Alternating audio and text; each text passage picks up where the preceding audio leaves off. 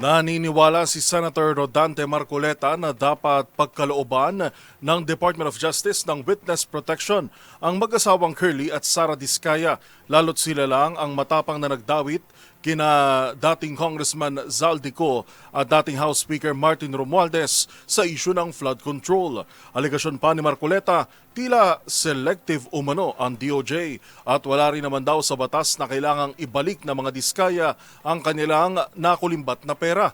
Magbabalita si Raymond Dadpaas. Nanindigan si Senador Rodante Marcoleta na dapat lang tanggapin ng Department of Justice sa Witness Protection Program o WPP ang mag-asawang Curly at Sara Diskaya. Sa budget deliberation ng Senate Committee on Finance sa budget ng DOJ, sinita ni Marcoleta ang mga opisyal ng ahensya kung ano na ang status ng aplikasyon ng mag-asawang Diskaya sa WPP. Paniwala ng senador ay wala sa batas ang iginigit dati ni ngayon ay Ombudsman Boying Rimulya na restitution o pagbabalik sa perang kinulimbat na pinaninindigan ng DOJ. Iginit ni Marcoleta na sina Diskaya lamang ang matapang na nagpangalan sa 17 congressmen na sangkot umano sa mga anomalya sa flood control project. Sila din lang sa mga testigo ang nagpangalan kina dating House Speaker Martin Romualdez at dating Ako Bicol Party List Representative Zaldico.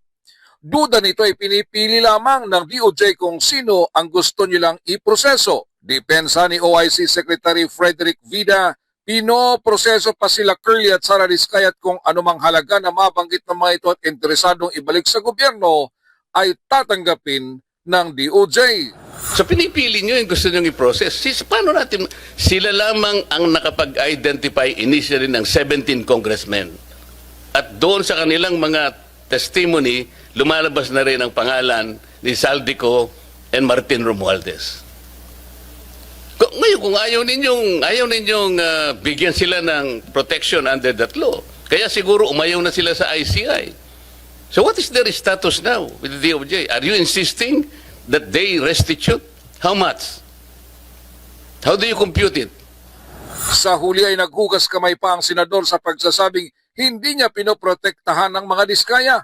Ang nais lamang nito ay matumbok at maparusahan ang mga masterminds sa flood control anomaly. I have to explain myself. Yapo. Hindi ko dinidepensa ng mga tao ngayon. Opo. Ginawa ko lamang yon doon sa nalalaman ko na ma-identify natin ang pinaka-mastermind dito. Yun lang, wala nang iba. Opo. Kung gusto nyong ang ma-identify, puro butete at saka sapsap, bahala na kayo sa buhay nyo.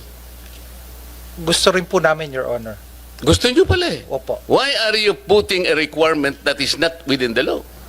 Sa mga naunang pagdinig ng Senate Blue Ribbon Committee, nanindigan si noon ay Justice Secretary Boying Rimulya na bago tanggapin sa Witness Protection Program ang mag-asawang Diskaya ay magsauli muna sila ng pera na kanilang nakulimbat sa mga kontrata sa flood control projects.